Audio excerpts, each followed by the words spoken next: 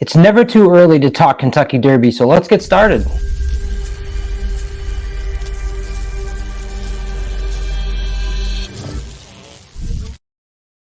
What's up, everybody? That's right. Colin here on Trust the Profits YouTube. Thanks so much. Please like and subscribe. We are going to start talking about the 2024 Kentucky Derby. And why is that? Well, that is because this weekend, October 7th, we have 3 races that are going to contribute points towards the standings of the Kentucky Derby. First place gets 10 points, second place gets 5, third place 3, 4, 2, and fifth place gets 1. So we have a lot of 2-year-olds that are entering into this weekend in 3 races, and we have some very competitive races on tap. In particular, the Breeders' Futurity at Keeneland and the Champagne Stakes at Aqueduct. The Santa Anita race, American Pharaoh, has a favorite in there who we'll get to, who looks tough. I think in the other 2 races, you have a little bit more wide open. We'll start here with the Champagne Stakes at Aqueduct. This goes off at 3:46 on Saturday, October 7th. Now remember, this race was run over a very sloppy track last year. This race goes a mile. That race was won by Blazing Sevens. And of course, up here in the Northeast, the rain, at least this week, has seized a little bit. It does show some precipitation in the air in New York for Saturday, so there's possibility that this could get a little wet as well. You have some horses here. You have a field of 8, and you have a lot of early speed on some of these horses that are lightly raced. It's hard not to start with number 6, Fierceness. And Fierceness is a horse that just had an unbelievable debut up at Saratoga. We'll show you the finish here. He is the number 6 going wire to wire. This horse is trained by Todd Pletcher out of the Rapoli stables, being ridden by Irad Ortiz Jr. And the important thing to pay attention to there is that Irad is going down to Keeneland on Friday, returning to New York on Saturday. And if you look at his mounts, he's running in every single race. But I think a big part of Irad coming back to New York was because of this horse right here, Fierceness, who just had an unbelievable display there. You saw how he won by open lengths in that debut. He ended up getting a Brisnet speed figure of 101. That is very impressive on debut for a 2-year-old, and it's impressive for a 2-year-old regardless. It's even more impressive when it's a debut. The horse that finished 7th place in that race actually came back to win, only further making Fierceness look that much better. Another horse that you have in here, El Grando, is the number 5. He's shown some early speed, and some interesting points about El Grando is that he has run into a horse by the name of the Wine Steward a few times. And the Wine Steward is a horse that we're going to talk about in our next race. And that's something to pay attention to here as you go out throughout the day on Saturday through these 3 races, is to pay attention to some horses that have gone against each other. You have BU going out to the American Pharaoh Stakes, who's raced against some of the horses in the next race we're going to talk about. So you'll want to pay attention to how some of these horses perform in these earlier races, as it might give you a hint as to how they other horses will perform later in the day. Todd Pletcher, we talked about having Fierceness. Todd Pletcher has 1 entry in all 3 of these races, and that horse BU, who we were talking about out in Santa Anita, is another one of those entries for the Pletcher barn. Timberlake, number 3, important to pay attention to. He is cross-entered both here in the Champagne Stakes and also in the Breeders' Futurity. From what I heard on the Steve Bick show this week, reading between the lines with Brad Cox, I thought this is where Timberlake would end up. We will see. In Timberlake's debut, he ran against a horse named Rhyme Schemes, who had an absolutely tremendous first 2 performances. And then also Timberlake, 2-back, beat a horse by the name of West Saratoga, who won the Iroquois, who's running in the Breeders' Futurity. So very early this season, you're already getting a nice opportunity to see a lot of these horses run against each other. I was a little surprised in seeing West Saratoga come back so quickly.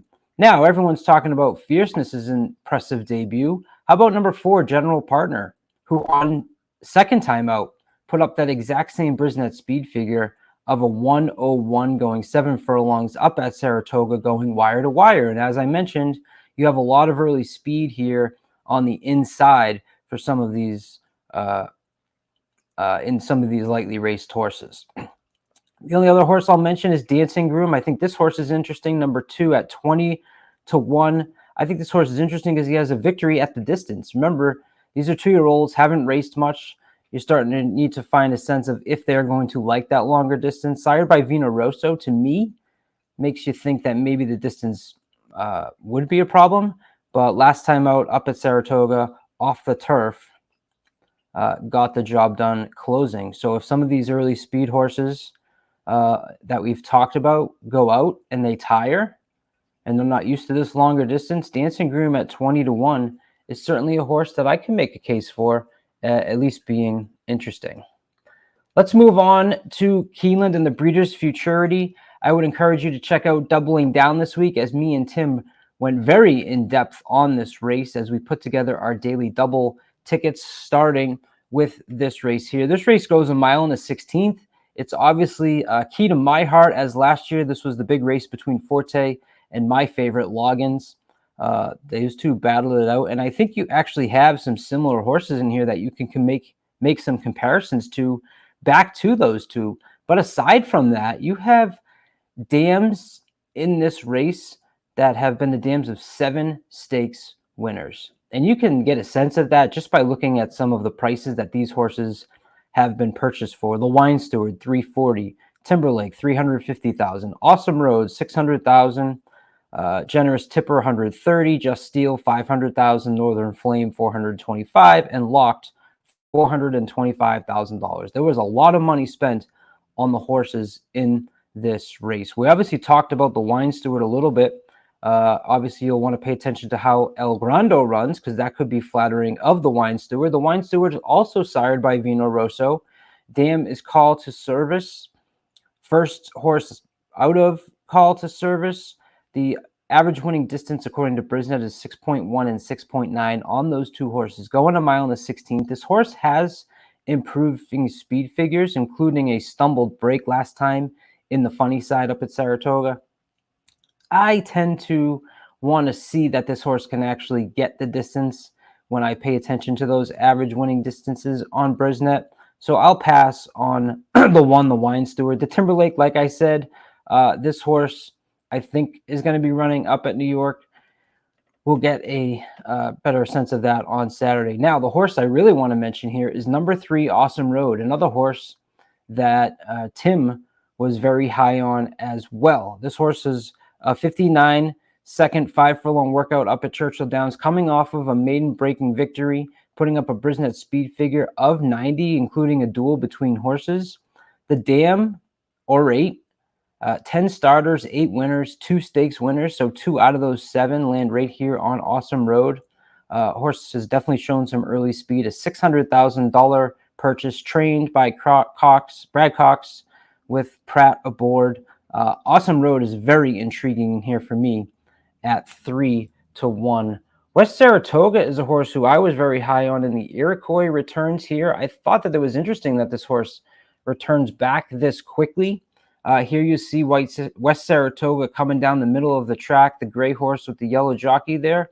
This was an impressive victory at 12 to 1, but the one thing that I love about West Saratoga is the fact that the speed figures have just continued to rise as this horse has stretched out in distance. This horse started running at 4.5 furlongs, then went 5, then went 7, then had 2 victories at a mile, including this one that you see here. I don't think the distance is going to be a problem for West Saratoga. Sired by Exaggerator, with Colin on top there, and Uncle Mo on top on the dam side. You have to cheer for this barn. This horse was only purchased for $11,000. So we talked about all those horses, all the other ones that have been $130,000, $300,000, $400,000, $500,000. Here's one where you can cheer for the little guy. This horse is 20 to 1. I don't know if you'll get that price. There's a little bit of a surprise coming back this soon, as I mentioned. But West Saratoga at 20 to 1 is someone that I definitely would want to include on my ticket. Let's go outside to the number 9, Locked. Number 9, Locked, has put up what I've seen so far, the 105 Brisnet speed figure right here in this last race, going a mile up at Saratoga. This was an impressive race. This horse is sired by Gunrunner. We know the Gunrunners run really well early. This is another one of the Todd Pletchers that I mentioned. I told you that Pletcher's got one horse in each of these 3 races. Jose Ortiz is aboard. An impressive victory up at Saratoga here is going to make Locked the 7-5 morning line favorite. Now, if you pay attention to doubling down, one thing that Tim mentioned is that the 9 post position on the routes here at Keeneland is very difficult to overcome. And for a 2-year-old at a 7-5 morning line favorite, that was his angle on a reason to pass on Locked. The only other horse I'll mention here is the number 8 Northern Flame. This horse is 20-1 for trainer Ken McPeak. Ken McPeak had Frosted Departure and Honed last year in this race. Neither of those really hit the board or run well here in that race. However, Northern Flame has a victory at the distance, and this is a 1.16 race. He had Julien Leperoux aboard at Churchill when they went wire to wire at this distance. Has a bullet workout in August. Has come back with 2 solid workouts here in one workout since that September 15th race, going 5 furlongs at 20-1. Northern Flame was a horse that I also had kept on my ticket. And as you can see, as we're going through, there's a lot of options here and a lot of different ways you can go. Generous Tipper at 15-1 started his career on the turf. The last 2 races have been on the dirt. Those have both been improvements. 2 Back was actually a loser to West Saratoga in one of those mile races and beat Northern Flame last time out, winning that race by 7.5 furlongs. You're getting 15-1 on Generous Tipper. This, to me, is the most wide open of the 3 and most competitive. These races have been a pretty good track history for providing you runners in the Kentucky Derby and even horses that have had success. So we're going to move on to the American Pharaoh. Last year, National Treasure ran in the American Pharaoh, as did Cave Rock, who was obviously in the Breeders' Cup Futurity race last year. So these are all impactful races, and that is why we're doing this show and talking about them today. So the American Pharaoh is going to go off at 8 o'clock Eastern time. So you get a nice little spread out between these 3. Half of this field has a victory. So that's interesting. We have a grade 1 with only half the field actually having a win. I talked about you want to pay attention to how horses have raced against each other in the past. Well, BU here, number 6, is a horse that's moving from the East Coast and going out to the West Coast for this race, and that was the other Todd Pletcher entry. Pletcher didn't want to put his horses apparently against each other and found a spot out here for BU with Umberto Rispoli aboard. I'm from Boston, so you can read it as BU or BU like Boston University. BU last out, Timberlake was second in that race. The race before that, Just Steel and Locks were both in that race. So that's what I'm talking about. You're going to get a sense how those horses run, about how key of a race it was for BU. In this race, I think it was hard to kind of get around your morning line favorite of the number 2 Muth. This is the Bob Baffert trained with Juan Hernandez aboard. This horse broke his maiden winning by 8 lengths at Santa Anita on my birthday, June 18th. Then came back August 13th at Del Mar, ran a second to Prince of Monaco. Prince of Monaco is a horse that you'll see throughout the past performances, as many of these horses both raced in the Del Mar Futurity or in the Best Pal. A horse that I'd also pay attention to is number 5, Raging Torrent. This horse's sire is Maximus Mischief. Maximus Mischief has been hitting at 24%. 24% on his 2-year-olds. Very impressive sire, leading sire of the first crop. The number 8, El Magnifico. This damn secret jewel has one stakes winner, and that was in the 2021 Grade 3 Beaumont at Keeneland. As far as pedigree is concerned, this was the race also that I had mentioned that you have a lot of the early speed on the inside. So the 1 Rothschild, 2 Back went wire to wire. Muth has been on the front end in the last 2 starts. Next Level, number 3, almost took them wire to wire, 2 Back. The 4 Wind Me Up did go wire to wire at 6 furlongs. The Dam, Dean Allen's Kitten, was a lot more successful on turf and synthetic, but certainly the distance It makes me think that Wind Me Up is not going to have a problem with the mile and the 16th. For me, it'd probably be between Muth and maybe Wind Me Up in that 5. Raging Torrent. That's your 3 races for this weekend that will all be giving out Kentucky Derby points. We'll have the standings updated for you on my Twitter, csheen45. Give me a follow on YouTube Shorts. I'll have some updates. And this weekend on Trust the Profits, I will give you a breakdown, enhanced replay on all 3 of these races so we can get a sense of what happened and look back for maybe horses that had some troubled trips, who you'll get a better price on later down the road as we make our way towards the 2024 Kentucky Derby.